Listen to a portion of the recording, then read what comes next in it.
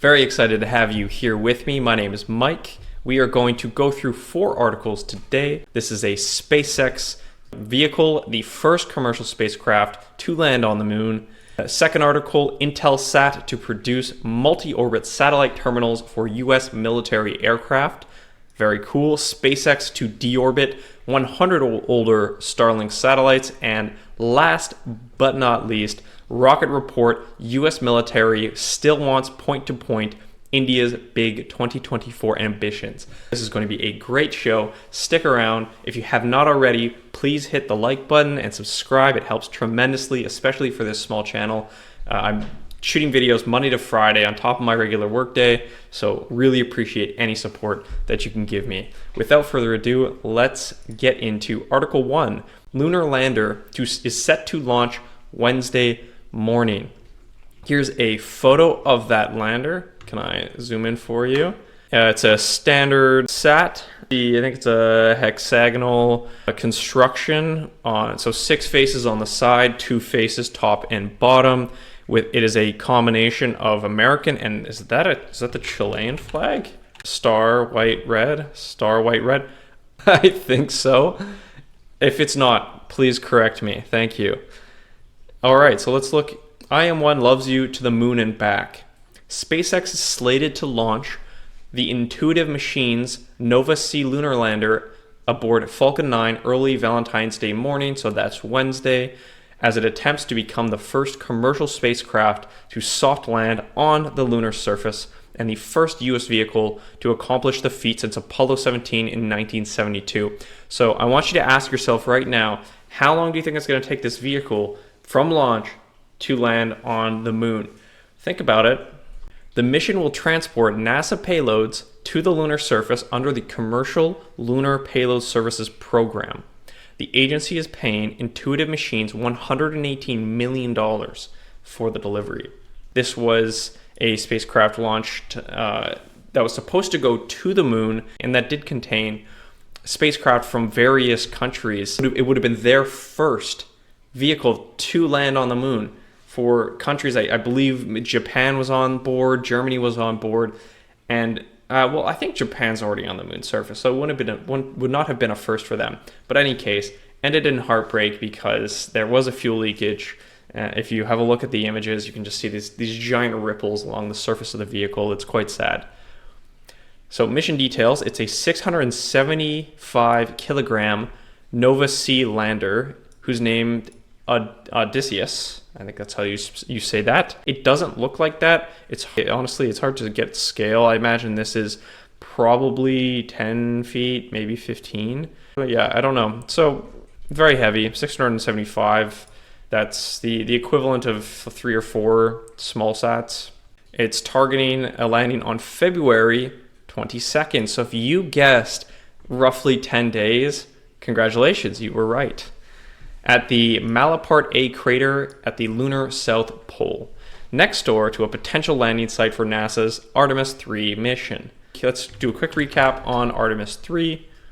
So it's the first crewed moon landing mission of the Artemis program. Scheduled, when are we scheduled? So scheduled for September 2026. Payloads. So the lander is designed to transport up to 130 kilograms to the lunar surface. The cargo for this mission includes half a dozen NASA instruments and a host of commercial payloads, including artwork by Jeff Koons and Columbia Sportswear Material. Quite the stunt. Nova C will shoot off a camera moments before landing, making it an influencer spacecraft per se.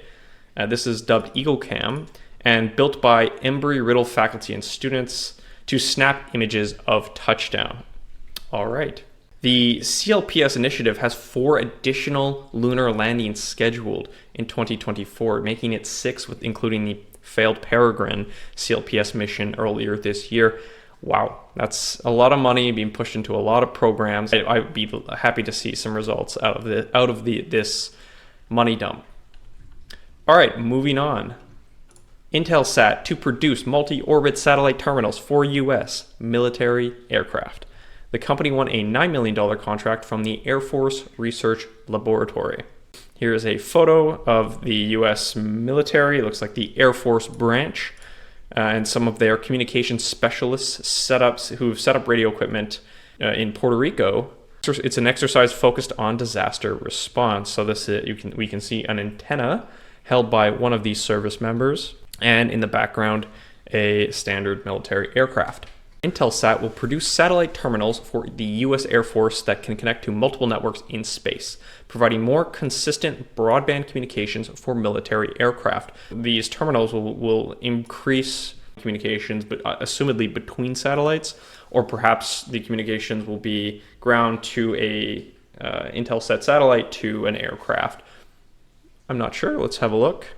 So the company's terminal, ROAM, Resilient Multi-Orbit Airborne Module, can seamlessly switch connections between Intelsat's and Viasat's fleet of satellites in geosynchronous orbit. For those of you interested, we have set, if this is the equator, we have satellites flying around the equator, and the goal of geosynchronous orbit is for the satellite, so here's the Earth, is for a satellite, let's say on this point, to maintain the same distance between the satellite and a certain point on Earth. So as we all know, the Earth rotates, and as the Earth rotates, the satellite will rotate at the same angular velocity.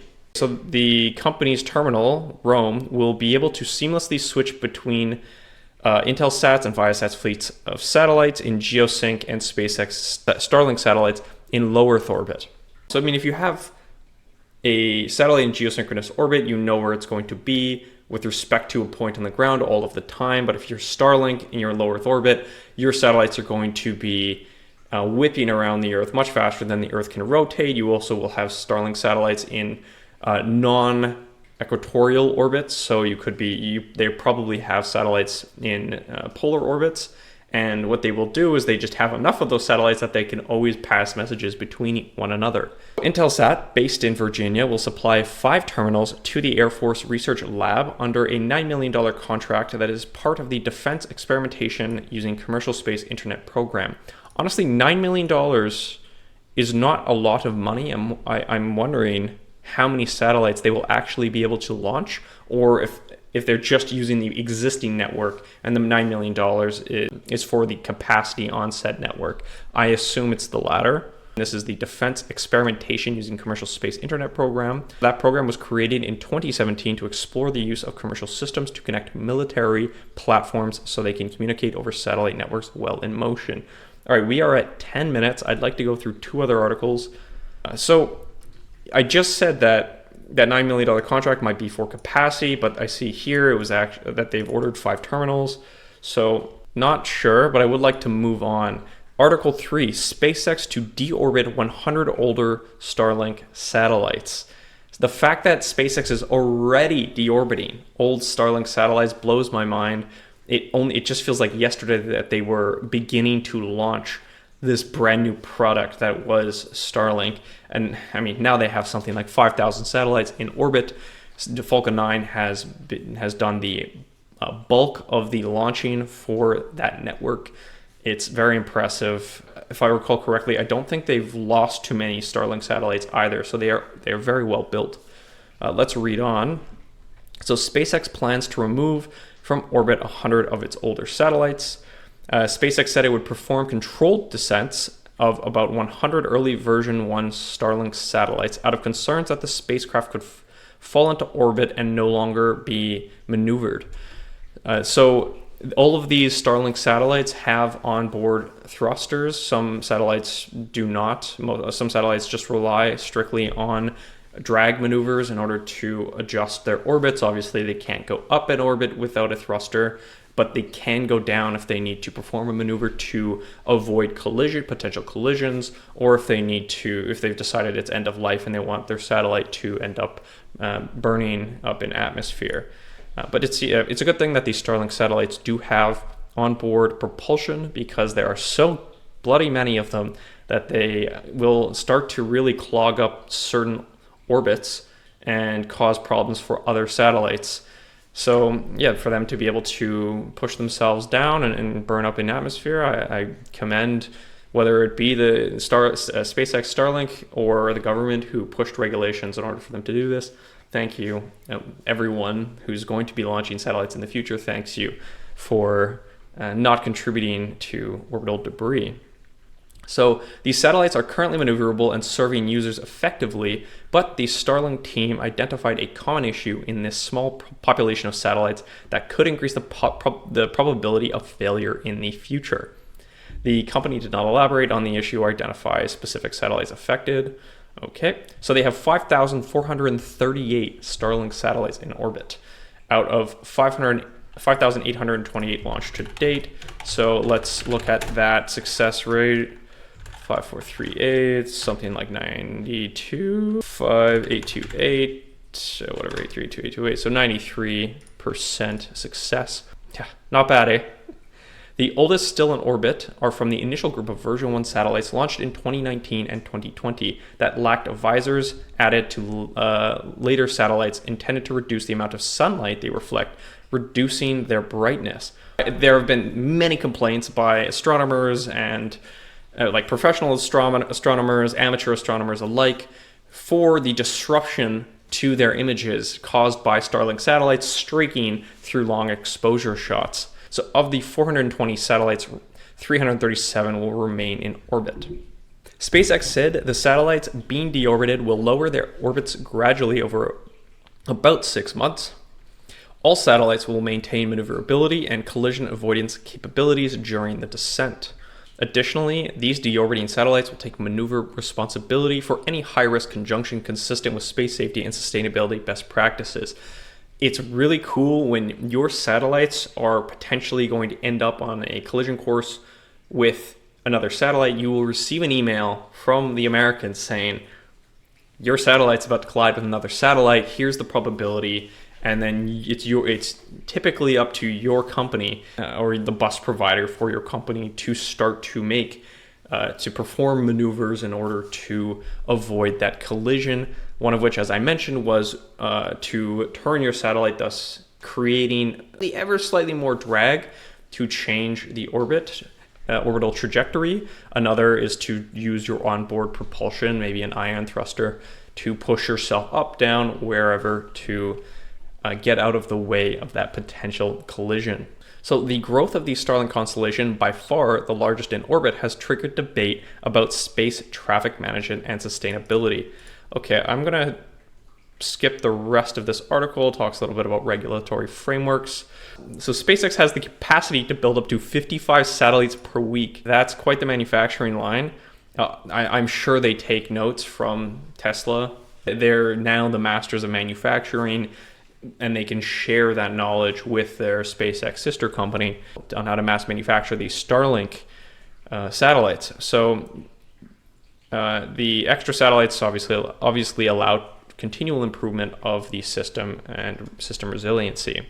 16 minutes. We have one more minute to get through this last report. Rocket report, U.S. military still wants point-to-point India's big 2024 ambitions. All right. So was transporter created to kill small launch? There's been some chatter about how the transporter missions were designed to just push everyone else out of the market. I think that's ridiculous. It's just a great product and it happens to do really well. Let's see what the article says. So SpaceX's transporter missions, which regularly fly 100 or more small satellites, these are the Falcon 9s, have you unquestionably harmed small satellite launch companies, probably talking about Rocket Lab, their Electron rocket, the United Launch Alliance, although ULA is more focused on launching NASA missions to the moon and other deep space missions. Virgin Orbit is the company that has the plane with a rocket of a space shuttle attached to the plane. The plane gets them to a certain spot, a certain altitude, and then the space plane drops, fires its engine, and shoots itself. Typically used right now for commercial, for rich people to go to space for a short amount of time. Space tourism. So while companies like Rocket Lab or Virgin Orbit could offer smallsat operators a precise orbit, there's no way to compete on price. So right, we did review an article back on day 16 or 15 where we talked about how smallsat operators can typically offer more precise orbits, but it's difficult to pull, but those are going to be more expensive because there are going to be less payloads that require exactly that orbit. And so because of these specialized missions, the price goes up. Less people are inclined to take you up on that offer, and instead they would just go with the more general SpaceX transporter missions that get them roughly where they want to go, and then they can use something like a space tug to pull themselves, or an orbital transfer vehicle, OTV, to pull themselves to the exact orbit they want to go to. So while companies like Rocket Lab and Virgin could offer those more precise orbits, the transporter program was created a few years ago with the sole purpose of trying to kill new entrants like us. This was the Global Commercial Launch Services Director, Sandy Tierney. Low price guarantee. The panel was covered by Space News. Okay, let's drop out of that. So FAA is investigating Virgin Galactic's dropped pin, high impulse ship's suborbital rocket to launch site. By the way, when I say we talked about that, what I mean is we talked about that on previous episodes. So German launch startup High Impulse has confirmed that its SR-75 rocket and all related support systems have been boxed up and embarked on a long journey to Australia. Cool. SR-75 is a single-stage suborbital launch vehicle that is designed to be capable of delivering up to 250 kilograms to a maximum altitude of around 200 kilometers. So that's very low Earth orbit. Typically, like Earth observation satellites are being pushed into the 400 to 500 kilometer range. This would be a small rocket because those satellites like the Falcon 9 are carrying 100 satellites, each that weigh 50 kilograms. So much larger, much more capacity than this SR-75 rocket with 250 kilogram payload capacity. So testing a Pathfinder, the debut flight of the SR-75 has initially been slated to occur from Saxavord in the United Kingdom. In fact, High Impulse has received approval for the flight from the UK Civil Aviation Authority in mid-2023. However, with financial issues forcing work on the site to be temporarily slowed, High Impulse was forced to look elsewhere. The launch will now take place from the South Launch test range in Australia as soon as March 24. This test will certify several critical elements of the company's larger orbital SL-1 rocket. So the SR-75 is effectively a prototype. They're just trying to test out some of their subsystems that they will be putting onto a larger rocket. It is a suborbital rocket, therefore not getting pushed into the 400 to 500 kilometer range. It's carrying a much smaller payload. These payloads aren't meant to do anything in particular. It's just a way to test carrying payloads for the larger missions. I am going to cut it off there. We're at 21 minutes. I hope you have a lovely day. My name's Mike. You've watched Space News Day 19. I will see your lovely faces tomorrow. Bye-bye.